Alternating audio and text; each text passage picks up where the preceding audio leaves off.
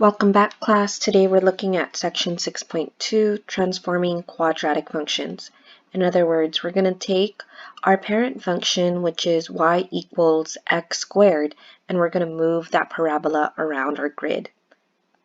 One of the ways that we'll move our parabola around is by using this equation, g of x equals a times the quantity of x minus h squared plus k.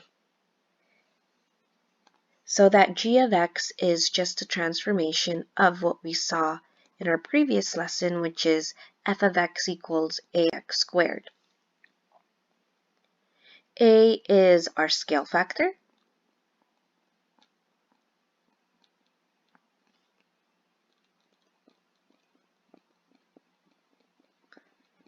And we have new letters in our formula. We have h and k. H and k. H and k represents the coordinates of our new vertex.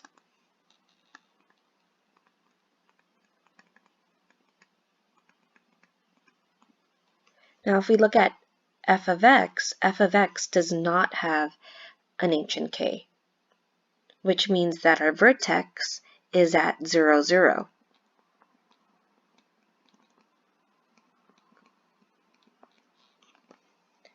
And just a few reminders from last time.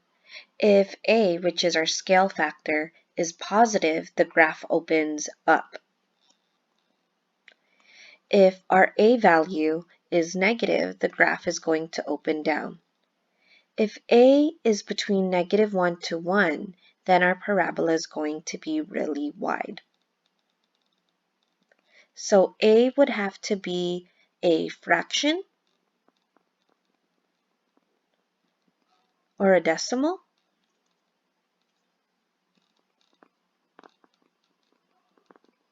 Between -1 to 1. If it's not between -1 to 1, then the parabola is not going to be wide. So for example, 1.5 would not create a wide parabola. 1.1 is not a wide parabola. A wide parabola would be when a is 0.5, 0.75, 0.99, 0.85, 8/10, 4/5, -1/5. Notice how all of those numbers are between -1 to 1.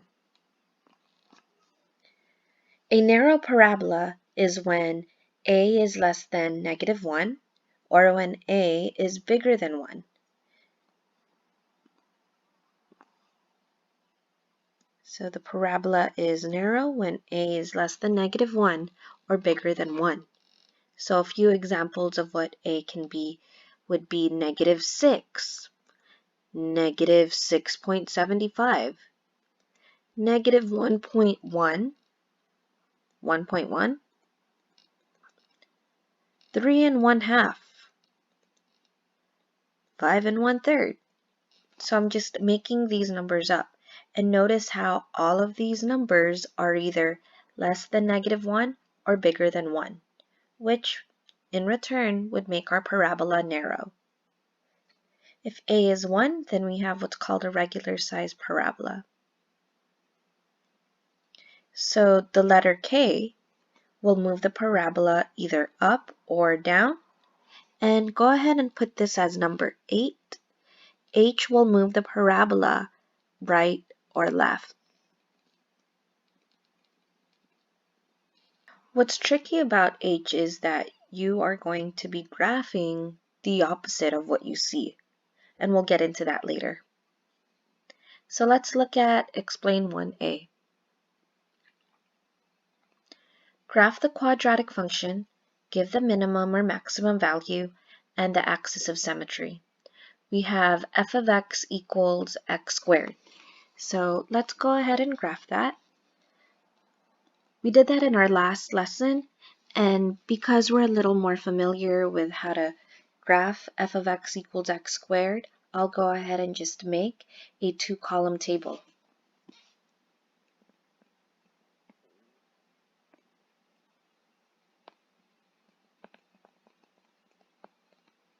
And I'm using -2, -1, 0, 1, 2 because my a value is 1 and it's not a fraction. When x equals -2, I'll get y equals -2 squared. And -2 squared is 4. So my first point is at -2, 4.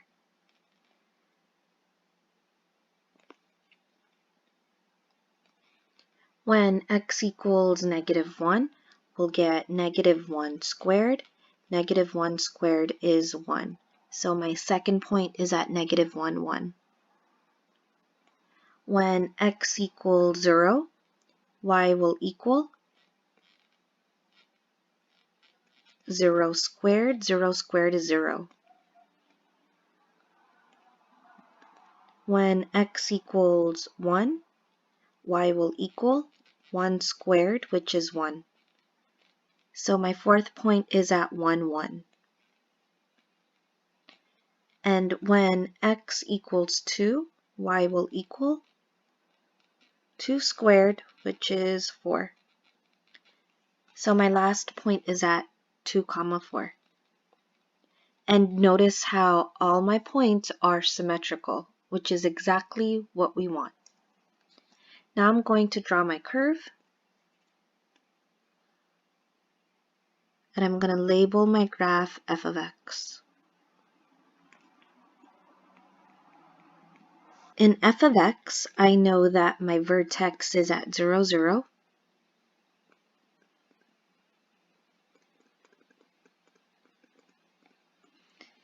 And because the parabola opens up, I have a minimum value at y equals 0. It's always the y value of the vertex. So my minimum is at y equals 0.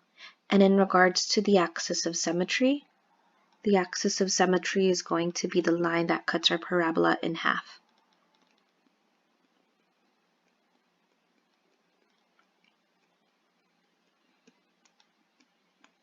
My axis of symmetry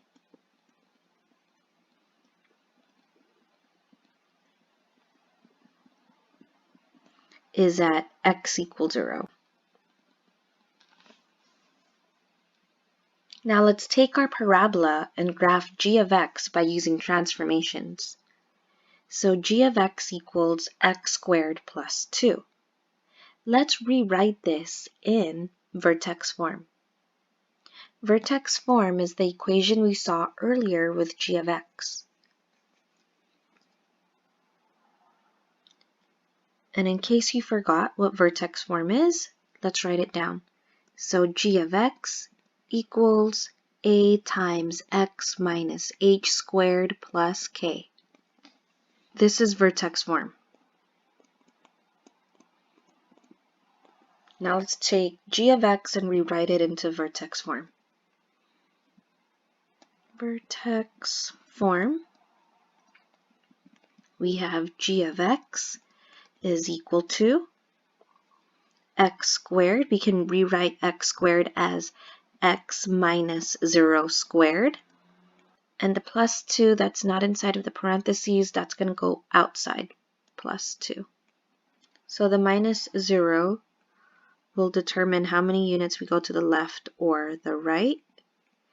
And that plus 2 is going to determine how many units we're going. In this case, because it's positive, we're going to be going 2 units up. So the minus 0 tells us we're not moving left or right, but that plus 2 means that we are moving 2 units up. So we're going to take every single point on f of x and just move them 2 units up. That's going to give us g of x. 1, 2. Let's take -1, 1 and move that 2 units up. 1, 2. Move the 0, 0, 2 units up. 1, 2. The 1, 1, 2 units up. 1, 2. 2, 4, move that 2 units up. 1, 2.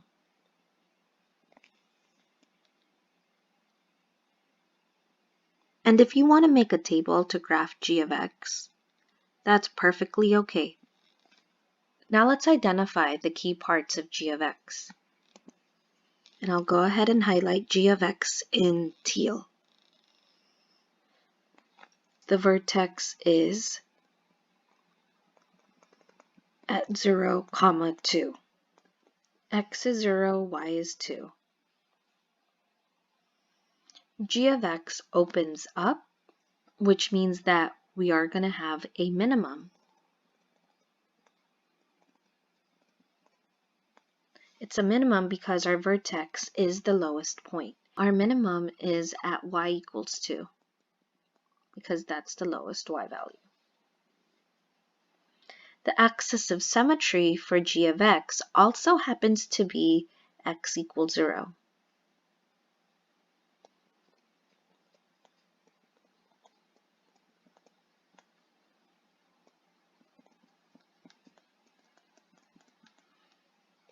And these are the key parts of g of x. Now let's move on to another problem. Explain 1b. Graph the quadratic function, give the minimum or maximum value, and the axis of symmetry. For this problem, I want to find all the key parts of just g of x.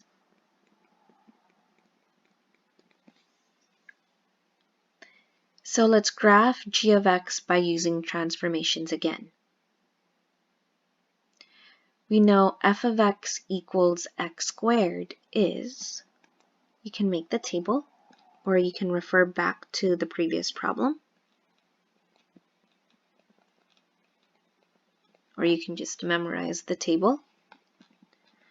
When x equals -2, y will equal -2 squared, which is 4.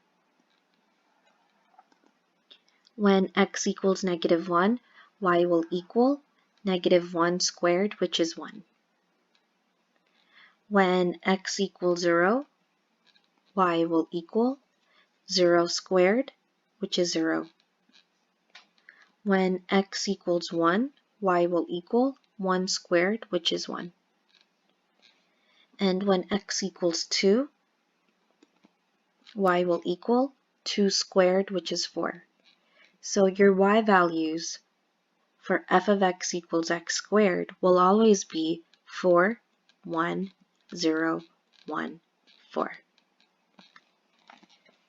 Let's plot our points. -2, 4, -1, 1, 0, 0, 1, 1, 2, 4. Draw the curve.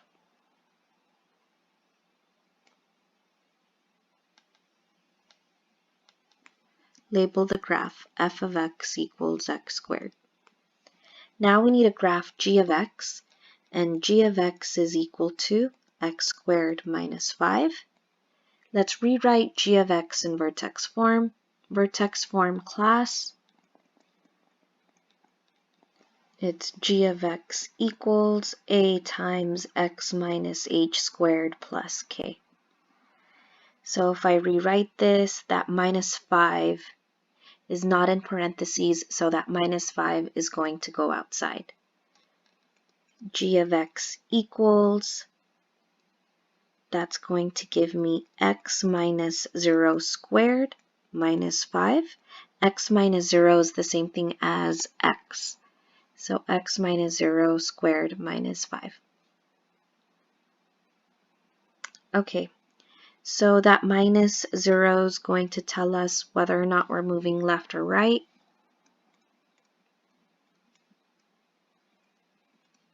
And then that minus 5, because it's outside of the parentheses and it's negative, it's telling us to move the graph 5 units down.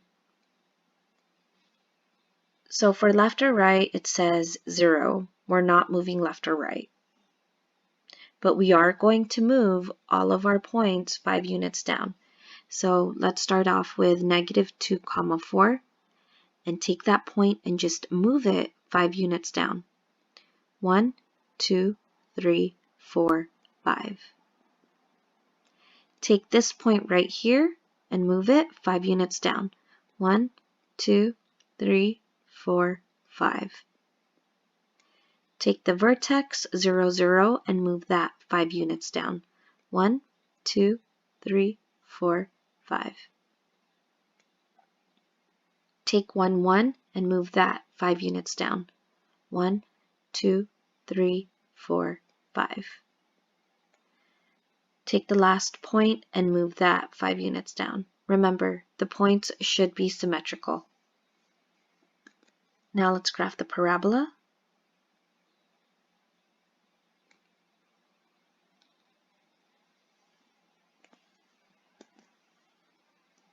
Highlight it. Label it g of x. That's g of x equals x squared minus 5. Let's label the parts of g of x. For g of x, the vertex is at 0, negative 5. The x value of our vertex is 0, the y value is negative 5. Because our parabola opens up, our vertex becomes the minimum point, and our minimum y value is at negative 5. The axis of symmetry is the line that cuts our parabola in half, and the line that divides it in half is at x equals 0.